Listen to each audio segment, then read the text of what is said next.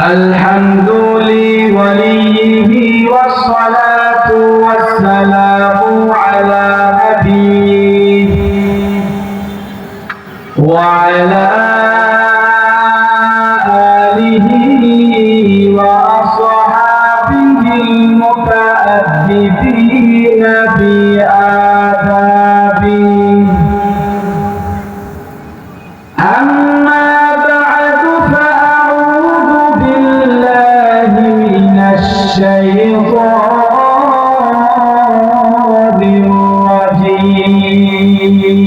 الرجيم. وما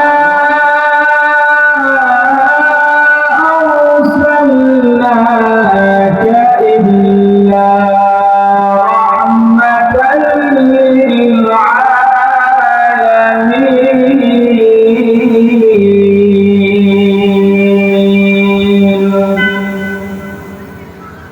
وقال النبي صلى الله عليه وسلم: تركت فيكم أمرين لن تضلوا ما تمسكتم بهما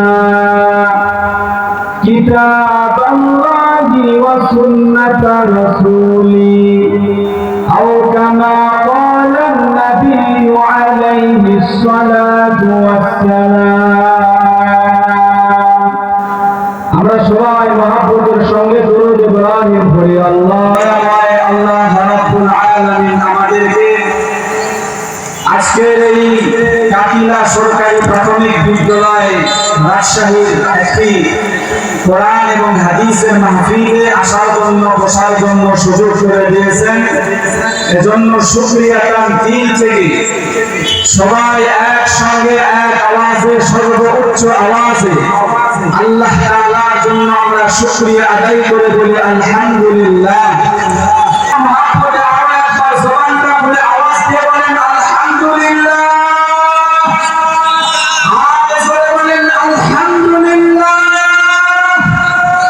জবানটা খুলে বলেন সুবহানাল্লাহ। জবানটা খুলে বলেন লা ইলাহা ইল্লাল্লাহ। সম্মানিত হাজিরিন, এই যে সুবহানাল্লাহ, আলহামদুলিল্লাহ, লা ইলাহা ইল্লাল্লাহ যে বললাম, আমাদের লাভ হলো না লস হলো? আরেকটু জোরে বলেন। বান্দা যে আলহামদুলিল্লাহ সুবহানাল্লাহ বলবে, এতে বান্দার নিজেরও লাভ। কথা ঠিক না? মানুষের লাভ তো একটা পাগল বুঝতে। একটা পাগলকে যদি বলা হয় আগুনে হাত দে, পাগল হাত দিবে না। কারণ ও বলবে যে না, আগুনে হাত দিলে আমার লাভ না, আমার ক্ষতি হবে, আগুনটা দূরে যাবে। তো নিজের লাভ, বান্দার লাভ, এটাকে একটা পাগলও বুঝে। এজন্য আমরা আলহামদুলিল্লাহ সুবহানাল্লাহ বললাম, লা ইলাহা ইল্লাল্লাহ বললাম, কোরআনের মাহফিলে আসলাম। এর জন্য আমাদের আমল নামায় আল্লাহ পাক সওয়াব লিখে দিয়েছেন। বলেন আল্লাহু আকবার। সম্মানিত হাজিরিন, এই যে ভালো মন্দ কথাগুলো,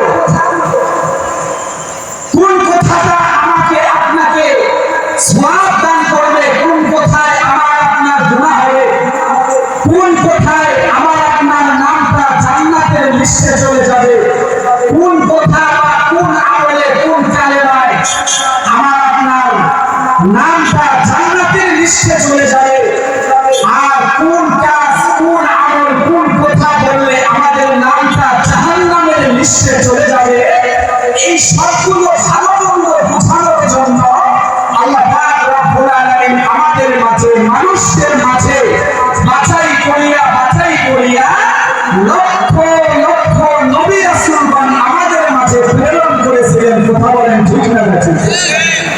নবী আদম আলাইহিস সালাতু ওয়াস সালাম থেকে শুরু করে আমাদের নবী জনাবে মুহাম্মদুর রাসূলুল্লাহ, জবানটা খুলে বলেন সাল্লাল্লাহু আলাইহি ওয়াসাল্লাম। লক্ষ লক্ষ নবী রাসূলগণ আল্লাহ পাক পাঠাইছেন। আল্লাহ পাক এই নবীদেরকে পাঠানোর পিছনে উদ্দেশ্য হলো যে নবী, আমি আপনাকে দুনিয়াতে পাঠাইলাম আমার বান্দাদেরকে আমি আল্লাহ আমার পক্ষ থেকে হেদায়েতের বাণীগুলো পৌঁছায় দিবা। কথা ঠিক না ঠিক? আওয়াজ দিয়ে বলেন। আমি আল্লাহ আমার পক্ষ থেকে ভালো মন্দ কথাগুলো দিক নির্দেশনা জান্নাতের পথে আমলগুলো তোমরা এটা আমার বান্দাদের কাছে ভালোভাবে সঠিকভাবে পৌঁছায় দিবা। এই কথাগুলো আল্লাহ তাআলা নিজের বান্দাদের কাছে পৌঁছে দেওয়ার জন্য যাদেরকে দুনিয়াতে পাঠাইছেন এদেরকে বলা হয় নবী ও রাসূল। কথা ঠিক না ঠিক বলেন? যেমন আদম আলাইহিস সালাতু ওয়াস সালামকে আল্লাহ পাক পাঠাইছেন, ইব্রাহিম নবীকে পাঠাইছেন, ইসহাক নবী, ইয়াকুব নবী, ইউসুফ নবী, হারুন, মুসা, ঈসা আলাইহিস সালাতু ওয়াস সালাম, এভাবে লক্ষ লক্ষ নবী রাসূলগণ পাঠাইছেন আমাকে আপনাকে জান্নাতের রাস্তা দেখানোর জন্য। আল্লাহু আকবার।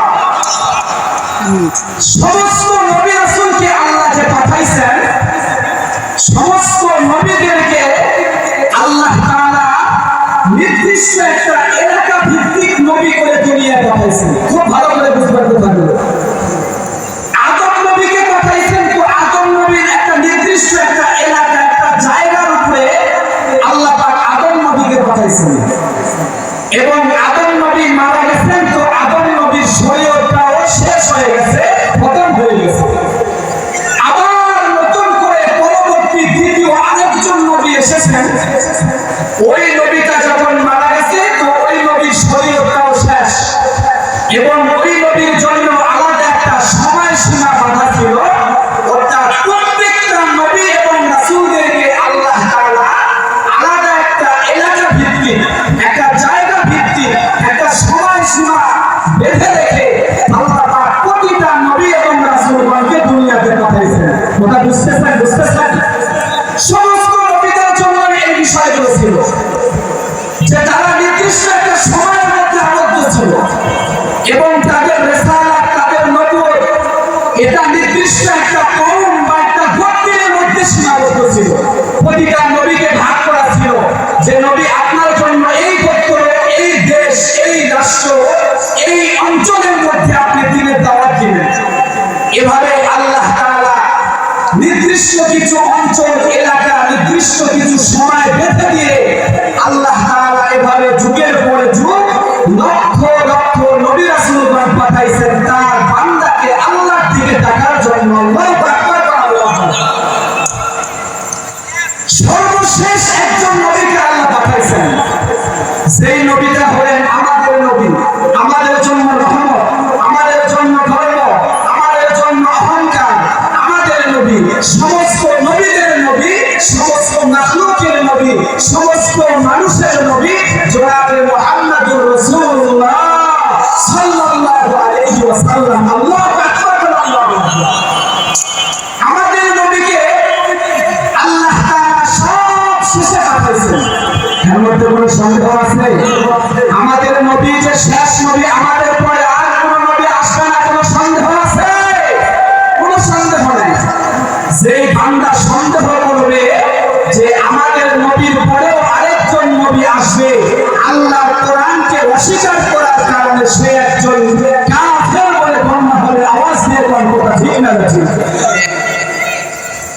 আল্লাহ তাআলা কোরআন কারীমের মধ্যে আমাদের নবীকে সর্বশেষে পাঠাইছেন এবং এমন একজন স্পেশাল নবী করে পাঠাইছেন। আমাদের নবী এসেছেন পরে, কিন্তু আমাদের নবীর গুণগান, আমাদের নবীর আলোচনা, আমাদের নবীজির প্রশংসা, আমাদের নবীজির নাম, আমাদের নবীজির আলোচনা সেই পৃথিবীর শুরুমাত্র থেকে নিয়ে শুরু হয়ে এখনো আছে, কিয়ামত আসবে আমাদের নবীর আলোচনা চলতেই থাকবে। আল্লাহু আকবার।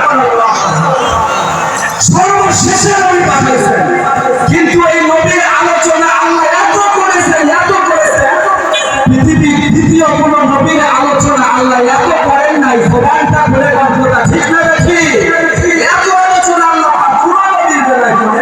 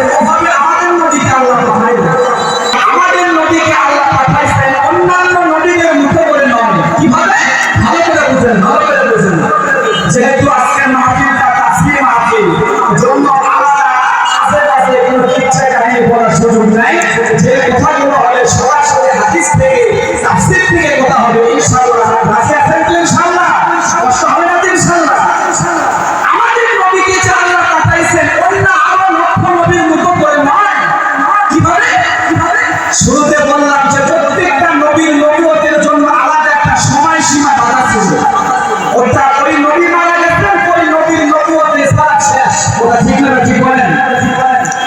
আগের নবীগুলো তাদের জন্য একটা এলাকা নির্ধারণ ছিল, অর্থাৎ এক এক নবীর জন্য আল্লাহ পাক এক একটা এলাকা অঞ্চল এরকম করে অঞ্চলে একটা এলাকা ভিত্তিক নবী ছিলেন। কিন্তু আমাদের নবীকে আল্লাহ পাঠাইছেন এমন একজন নবী করিয়া, আমার নবীর নবুয়ত এবং রিসালাতের কোনো সময় সীমা নাই, আমার নবীর নবুয়তের কোনো সীমানা বাধা দেয় নাই, আমার নবীর নবুয়তের বাউন্ডারি আল্লাহ পাক বেঁধে দেয় নাই, বরং আমার নবীকে স্পেশাল ভাবে এমন একজন নবী আমাকে দিয়েছেন, সেই নবী আজ থেকে সেই শুরু থেকে নিয়ে কিয়ামত পর্যন্ত তারপরেও আমাদের নবী থাকবেন, নবী তার নবুয়ত এবং রিসালাত চলতেই থাকবে। আমাদের নবী মারা গেছেন 1400 বছর আগে, কিন্তু নবীর নবুয়ত আজও আছে না নাই? আওয়াজ দিয়ে বলেন আছে না নাই? সম্মানিত হাজির, আমাদের নবী চলে গেছেন, আমাদের নবীর নবুয়তের কোনো সময় সীমানা নাই, আমাদের নবীর নবুয়তের জন্য আল্লাহ পাক কোনো বাউন্ডারি, কোনো এলাকা, কোনো কওম, কোনো জাতি গোষ্ঠী নির্ধারণ করেন নাই, বরং আমাদের নবীজি হলেন এমন একজন নবী, সেই নবী হইছেন তার নবুয়ত রিসালাত চলতেই থাকবে। আমার নবী শুধুমাত্র আমাদের নবী নয়, আমার নবী শুধুমাত্র মক্কা মদিনার নবী নয়, আমার নবী শুধুমাত্র আরববাসীদের নবী নয়, আমার নবী শুধু মুসলমানের নবী নয়, আমার নবী শুধু মানুষের নবী নয়, আমার নবী শুধু মানুষের ফেরেশতার নবী নয়, বরং আল্লাহ যত মাখলুক আছে সব মাখলুকের জন্য আমাদের নবীকে আল্লাহ পাক নবী করে পাঠাইছেন। জবানটা খুলে আল্লাহু আকবার। আমাদের নবীর নির্দিষ্ট কোনো মাখলুকের জন্য নবী নয়, উনি মানুষের নবী নয়, শুধুমাত্র মুসলমানের নবী নয়, বরং উনি হলেন পুরা পৃথিবী জগতের জন্য আল্লাহ যত মাখলুক আছে, গাছপালা, সূর্য, আসমান, জমিন, নক্ষত্র, জঙ্গলের পশু পাখি, সমস্ত মাখলুকের জন্য আমাদের নবী হলেন নবী। শুধুই নবী নয়, বরং আল্লাহ পাক তাকে পাঠাইছেন রহমতের নবী করিয়া। জবানটা খুলে বলেন আল্লাহু আকবার। ওয়ালা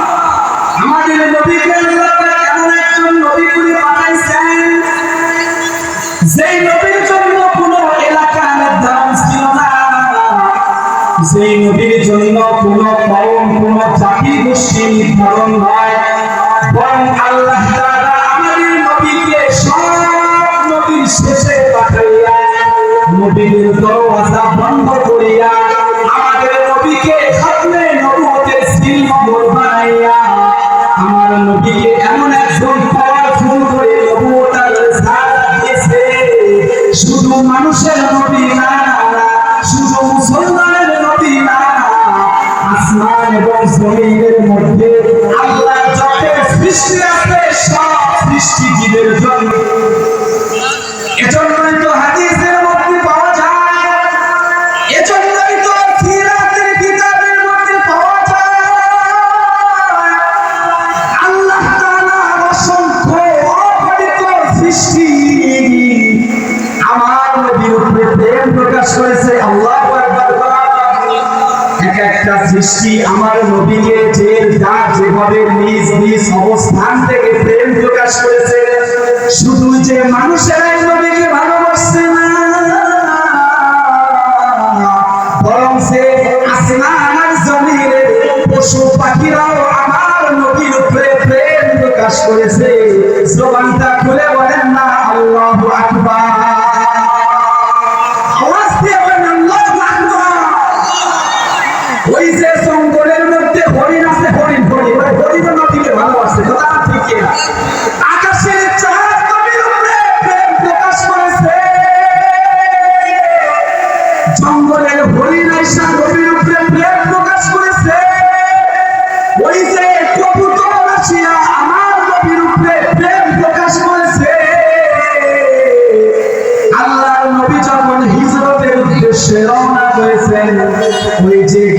রাসূল ওই পাহাড়ের গুহার মধ্যে আল্লাহর নবী আবু বকরকে লইয়া আত্মগোপন করেছেন। ওই পাহাড়ের গুহায় একটা মাদ্রাসা এসে এমন করে জাল বানাইছে যাতে করে মানুষ বুঝতে না পারে এখানে নবী আত্মগোপন করেছেন। কথা ঠিক কিনা? আবার ওই মাদ্রাসার জালের উপরে কবুতর ডিম দিয়েছে। কথা ঠিক কিনা? ওটা মাদ্রাসা বুঝাইতে চায়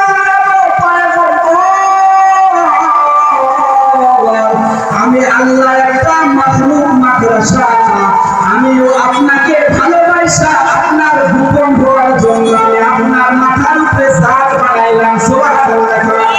কবুতর মনে মনে কয় ও আল্লাহর রাসূল,